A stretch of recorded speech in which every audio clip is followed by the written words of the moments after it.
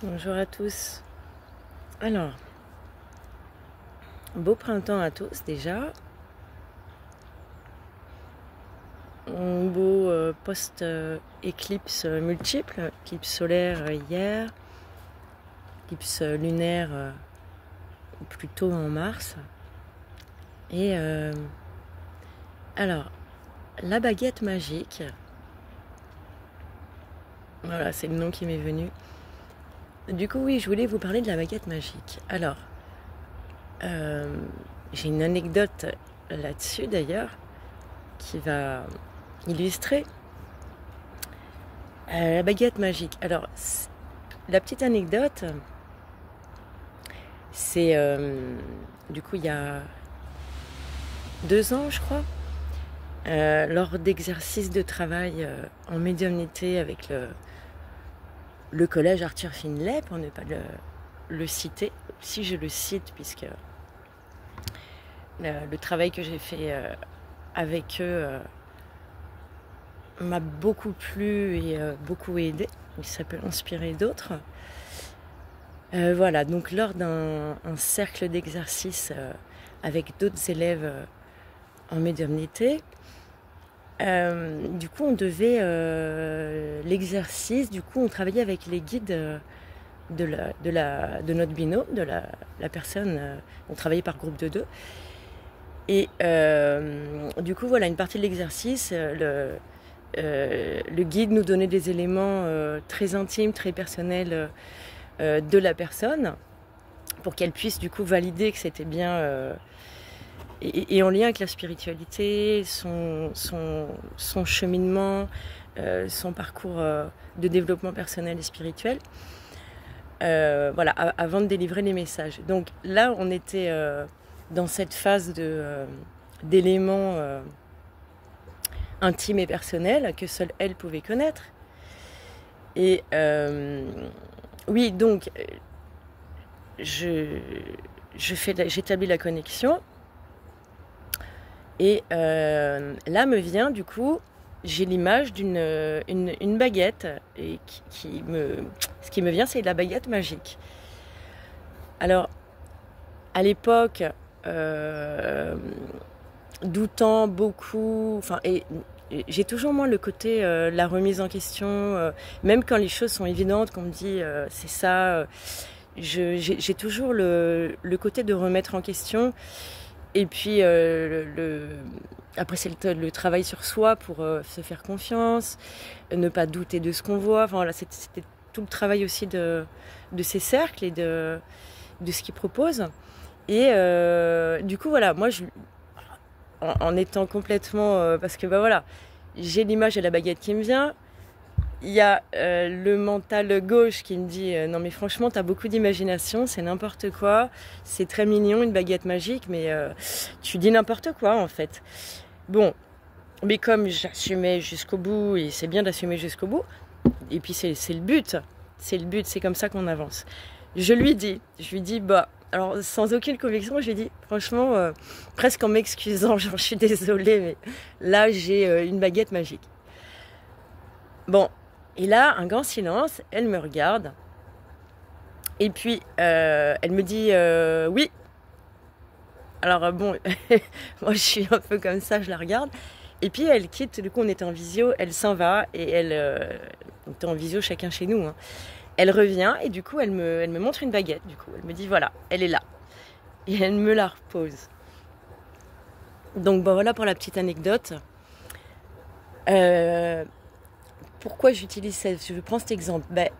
À moins, du coup, à part dans des cas rares, du coup, comme cette personne qui avait une baguette chez elle, je suis pas sûre que ce soit le cas de beaucoup d'entre nous.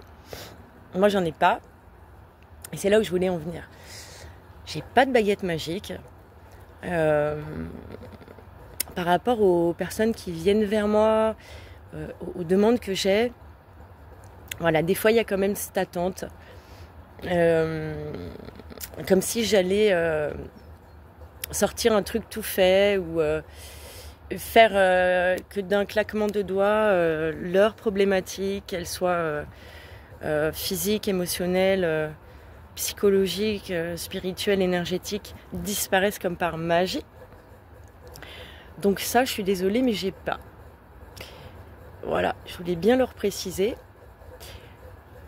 En revanche, j'ai du coup, je me suis formée à énormément de méthodes diverses et variées qui peuvent permettre du coup plein d'approches différentes, plein de façons de faire différentes par rapport aux problématiques qui me sont présentées.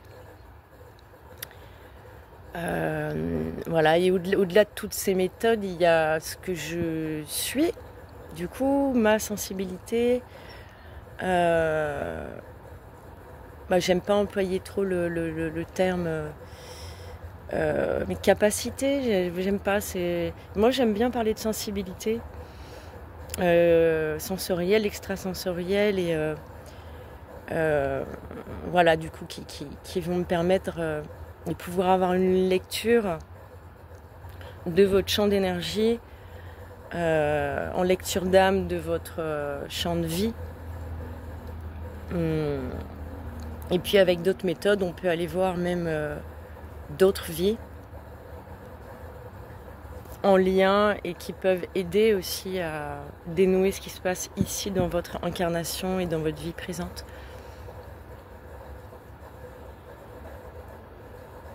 Voilà, sur la baguette magique.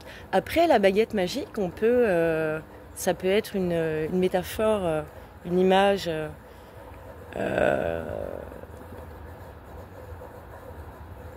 Voilà, on pourrait dire qu'elle existe à d'autres niveaux et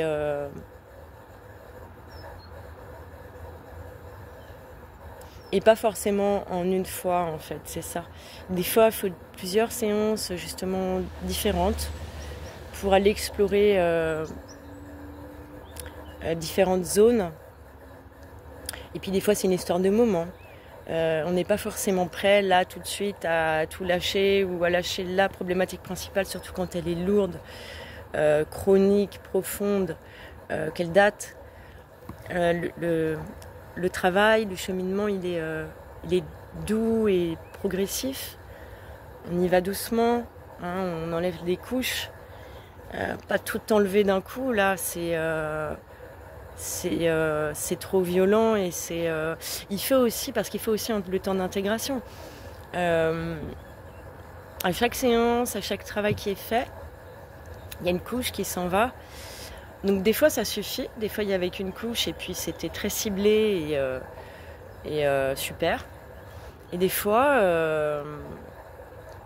ça prend du temps parce qu'à chaque séance, à chaque couche qui s'enlève, il y a une intégration et du coup comme une réinitialisation, un nouvel équilibre qui se fait pour la personne.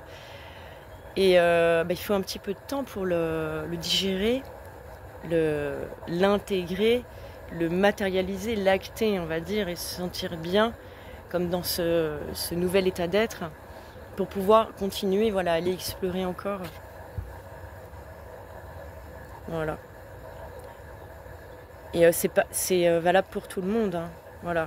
Moi-même, j'ai fait énormément de choses dans le sens de l'exploration de moi-même, de travail sur des problématiques personnelles ou familiales.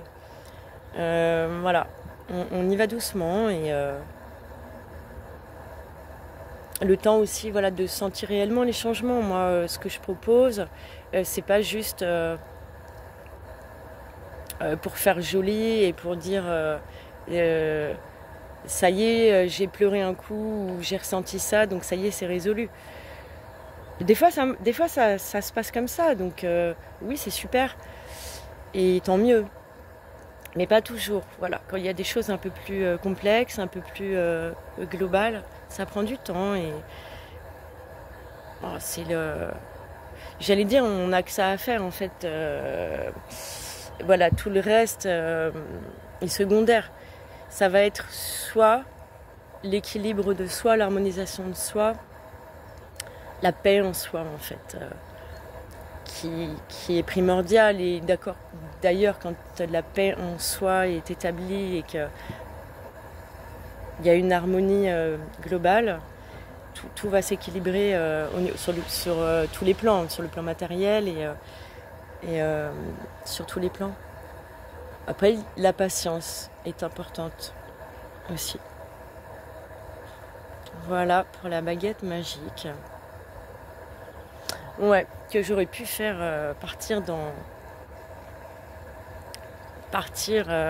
plein de choses avec la baguette magique. C'est inspirant, hein.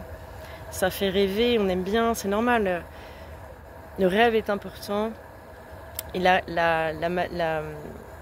le concret de ce qu'on vit aussi. Voilà, moi j'aime beaucoup l'équilibre pour pas rester dans un fantasme illusoire. Voilà, j'aime bien raccorder les deux, l'invisible et le visible et le fantasme et la réalité, et, pour vraiment être pleinement présent et incarné dans nos vies, quoi.